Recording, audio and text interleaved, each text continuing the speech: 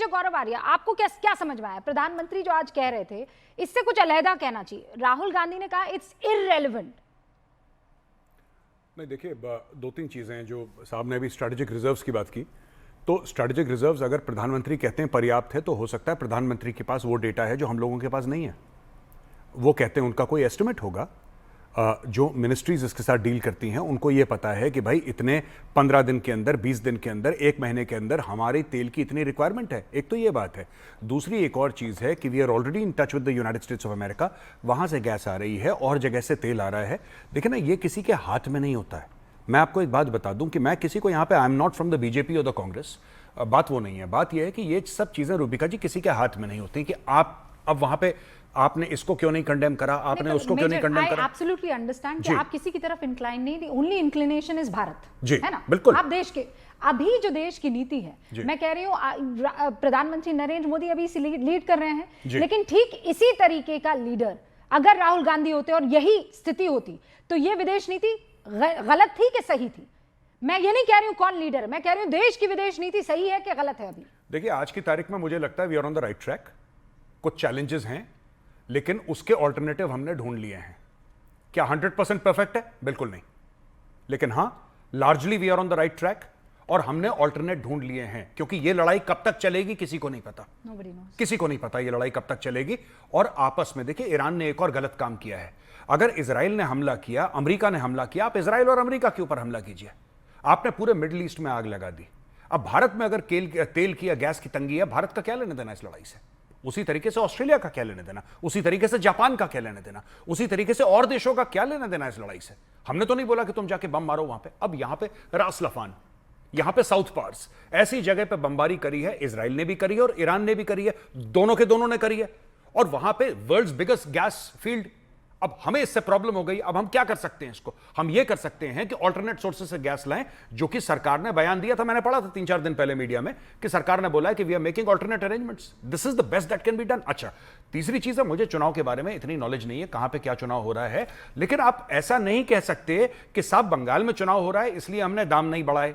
अगर हम दाम बढ़ा दिए होते तो फिर फेल हो जाते, नहीं बढ़ाए तो वो लालच थी। भारत में तो चुनाव होते रहते हैं, हर 2.5-3 महीने में कहीं ना कहीं चुनाव होता रहता है। आप भारत में 28 स्टेट हैं साहब। नहीं, पर इससे भयंकर हिपोक्रेसी क्या हो सकती है पंकज जी, कि आप लोग कह रहे हैं देश के हालात खराब है, देश के हालात खराब है, और हिमाचल प्रदेश में जहां कांग्रेस की सरकार है 5 रुपए प्रति लीटर पेट्रोल और डीजल के दाम बढ़ा दिए जाते हैं।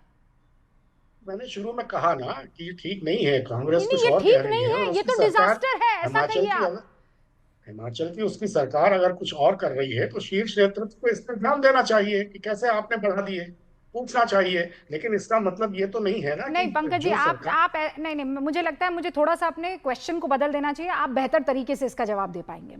फर्ज कीजिए मध्य प्रदेश में, राजस्थान में 5 रुपए प्रति लीटर का इजाफा हो गया है पेट्रोल में। सर, आपकी पहली प्रतिक्रिया?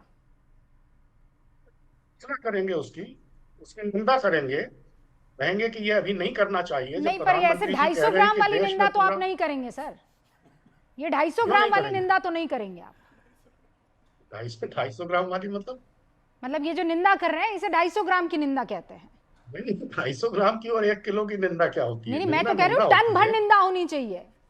हाँ हाँ, टन भर क्यों, यहाँ टन भर करिए तो कीजिए ना, वही तो मैं चाह रही हूँ। हिमाचल प्रदेश में पेट्रोल डीजल के दाम बढ़ा दिए उस सरकार ने जो कांग्रेस की है, और वही कांग्रेस यहां दिल्ली में प्रेस कॉन्फ्रेंस करती है प्रभु, और यह कहती है कि इस देश को इस संकट की स्थिति में कोई और नहीं लेकर आया है, बीजेपी लेकर आई है। लड़ाई हो रही है वहां इजराइल, अमेरिका और ईरान के बीच में, और वहां मोदी जी जो है जिम्मेदार हो गए।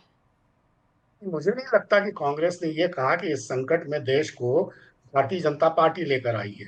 हाँ, कांग्रेस ने यह कहा है कि संकट के इस मौके पर भारत की सरकार को जिस तरह का स्टैंड लेना चाहिए था, जिस तरह का रुख रखना चाहिए था, जिस तरह का संतुलन रखना चाहिए था, वो उसने नहीं रखा, और वो ईरान के विरोध में और अमेरिका और इजराइल के पक्ष में नजर आ रही है, और ये सच्चाई है। मैं संतुलन ही समझ। अनंत विजय जी, भारत किस पक्ष में इस वक्त है? मुझे प्लीज क्लैरिटी के साथ बताइए।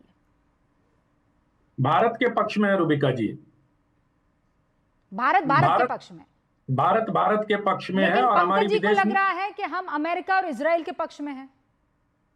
नहीं, पंकज जी को लगने का मैं कैसे बता सकता हूं? पंकज जी को तो कुछ भी लग सकता है। पंकज जी जितनी फियर्सली और जितने ध्यान से प्रधानमंत्री के भाषण को सुना, अगर सुक्खू के सरकार के निर्णयों को उतनी ही बारीकी से विश्लेषण कर लिए होते तो पाव भर निंदा नहीं कर रहे होते, कम से कम 2.5 किलो निंदा कर रहे होते वो। मैं अभी आपके चैनल पर श्रीमान राहुल गांधी का वक्तव्य सुन रहा था, जो उन्होंने कहा, और उसको हिमाचल प्रदेश के आईने में देखना चाहता हूं। उन्होंने कहा ये इररेलेवेंट बयान है प्रधानमंत्री का और ये उनकी पर्सनल पॉलिसी है। श्रीमान राहुल गांधी को ये याद आना चाहिए कि जब नॉन अलाइंड मूवमेंट चला था इस देश में, तो वो किनकी पर्सनल पॉलिसी थी? जब कबूतर उड़ा के और गुब्बारे उड़ा के विदेश नीति बनाई जाती थी, वो किनकी पर्सनल नीति थी? ये शायद उनको याद नहीं है। मुझे लगता है कि नॉन अलाइंड से मल्टी अलाइंड की तरफ जब हमारी विदेश नीति बढ़ी है, इससे कांग्रेस पार्टी अपने आप को इररिलेवेंट महसूस कर रही है कि उनको कोई पूछ नहीं रहा है, और कांग्रेस पार्टी किसी प्रकार की ऑल्टरनेट नीति देश के सामने नहीं रख पा रही है। सिर्फ इररिलेवेंट कहने से ये नहीं होता है, आपको संसद में खड़े होकर इररिलेवेंट बताना पड़ेगा। पंकज जी, इररिलेवेंसी अमेरिका और इजराइल से अलाइंड है। मल्टी अलाइंड कहाँ है? सीधे सीधे तो अमेरिका और इजराइल से अलाइंड है। तो ये इसी और ईरान भी आपके जहाज को अगर आने दे रहा है तो ये मल्टी अलाइंड है ना, ये अलाइनमेंट नहीं है सर। इसी को मल्टी अलाइनमेंट कहते हैं फॉरेन पॉलिसी में, कि अगर सारे देश आपकी बात सुन रहे हैं और ईरान भी अपने वायुसेना के साथ अगर आपको निकलने दे रहा है, रसिया आपको तेल दे रहा है, अमेरिका भी आपको तेल दे रहा है, सब जगह से आपके जो कारोबारी आर्थिक हित हैं वो सट रहे हैं, तो इसी को तो मल्टी अलाइनमेंट कहते हैं। अगर आप नॉन अलाइनमेंट होते और किसी के साथ नहीं होते, अब जब एक तरफ दो गुट रहे ही नहीं तो निर्गुट होने का अर्थ क्या रह गया? आप तो फॉरेन पॉलिसी को चेंज करना इस समय की जरूरत है पंकज जी। इस बात को ना श्रीमान राहुल गांधी समझ रहे, ना उनके इकोसिस्टम के उनके लोग समझ रहे हैं। दरअसल जब हम मूव किए हैं नॉन अलाइंड से, और अभी रूबिका जी ने कार्यक्रम के शो में रेशा खोल के रख दिया कांग्रेस पार्टी की हिपोक्रेसी का, आपने सुना होगा, इसलिए आप हिमाचल जाना ही नहीं चाहते हैं। भाई युद्ध हो रहा है पश्चिम एशिया में, और सुक्खू सरकार अपनी नाकामियों को छुपाने के लिए आपदा में अवसर तलाश रही है, और वो हिमाचल की जनता पर उन्होंने लाद दिया और कहा कि चलो जो हम अपने वेतन कटौती करके अपनी आर्थिक स्थिति को ठीक करने का 5 दिन पहले कदम उठाए, तो उसकी भरपाई आप तेल से करने लग गए। और क्या देश की जनता को ये समझ में नहीं आ रहा है? ये इसको इतना आसानी से नहीं छोड़ देना चाहिए। विवेक श्रीवास्तव, 5 रुपया आप बार बार ये कह रहे हैं कि स्थिति खराब है, स्थिति खराब है, सिलेंडर के लिए लाइनें लग रही हैं, पेट्रोल में लाइनें लग, और 5 रुपए आप जहां पर आपका इंडिया गठबंधन और कांग्रेस जहां पर राज कर रहे हैं, वहां पर आपने दनादन पैसे बढ़ा दिए। आप इन सब की आलोचना को याद करिए। जब पहली चीज तो ये है कि मैं गौरव भाई की बात सुन रहा था अभी, जो कह रहे थे कि भाई स्ट्रेटेजिकली आलोचनाएं सुनिए और निकाल के देखिए, इनको पता चल जाएगा कि कांग्रेस के और उनके इकोसिस्टम के लोग किस प्रकार का विरोध कर रहे हैं। क्यों ऐसा माहौल बना रहे हैं विवेक श्रीवास्तव? सुनिए, अब ये माहौल नहीं होता कुछ। देश का जो हमारा जो एक स्टेचर था वो खत्म हो गया है। जो इज्जत भारत की हुआ करती थी खत्म हो गई। विश्वगुरु कह के ढोल पीटने से विश्वगुरु बनता नहीं है। और मेजर गौरव को मैं सुन रहा था अभी, मेजर गौरव कह रहे थे कि साहब ईरान ने जो हमला करा स्ट्रेटेजिक ऑयल रिजर्व्स पे, हाँ ठीक है, भारत और अन्य देशों के लिए कटौती होगी, साफ कमी होगी रिसोर्सेज की, उस पर्सपेक्टिव से देखें तो गलत है, लेकिन एक फाइट ऑफ सर्वाइवल है, एक फाइट ऑफ सर्वाइवल है ईरान के लिए।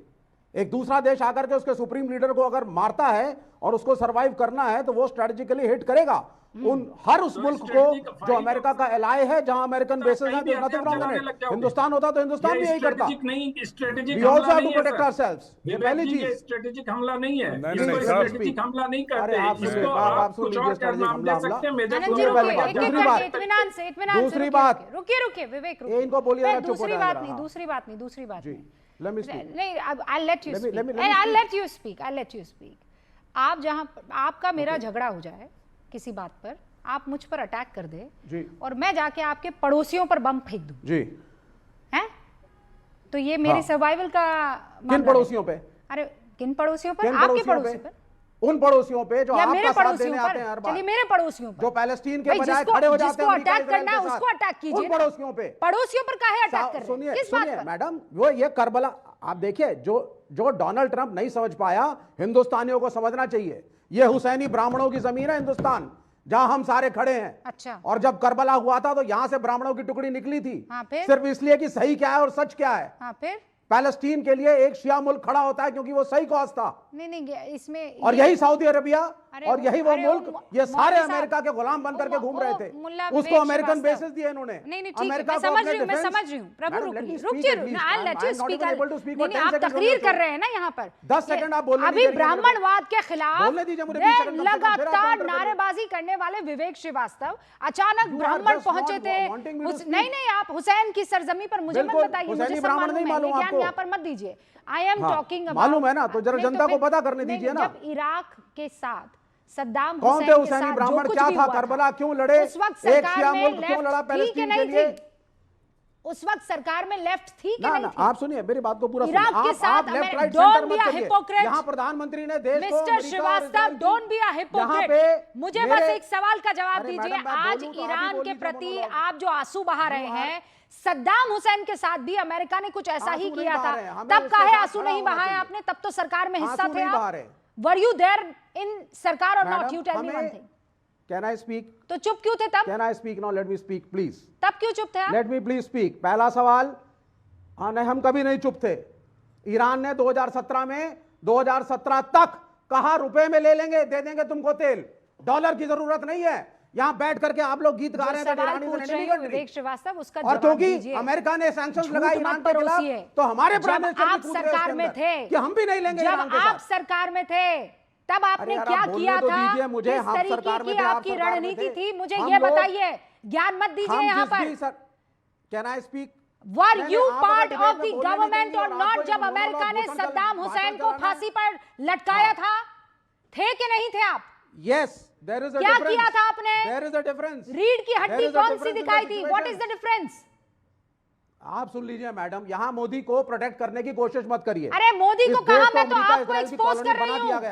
मैं आपको एक्सपोज करता है और हम एक्सपोजिंग नीचे करके सुनते हैं। किसी को प्रोटेक्ट नहीं कर रही हूँ, मैं आपकी विदेश नीति को देश के सामने रख रही हूँ। ऑनरेबल प्राइम मिनिस्टर, तब आप डरपोक थे, यू आर गिविंग, तब आप साहिब बीवी के गुलाम थे, एक प्राइम मिनिस्टर तब आप कायर थे, कॉम्प्रोमाइज्ड हैं, तब आप सरेंडर थे।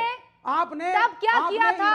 अमेरिका ने जब इराक पर अटैक किया, सद्दाम हुसैन को फांसी पर लटकाया, विवेक श्रीवास्तव आप और आपकी सरकार ने तब क्या किया था? कौन सी रीढ़ की हड्डी दिखाई थी?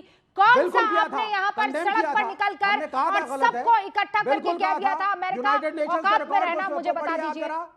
हाँ बताइए। नहीं, सुनिए, अब आप ना गलत दिशा में मत जाइए। क्यों गलत दिशा में? हुसैनी ब्राह्मणों की अरे भाई, जो आपने पहले किया वो आज की सरकार कर रही है तो कह रहे हैं कायर है। मेजर गौरव आर्या बिल्कुल नहीं है, हम कायर नहीं थे। और आज ओके, लेट अस सी।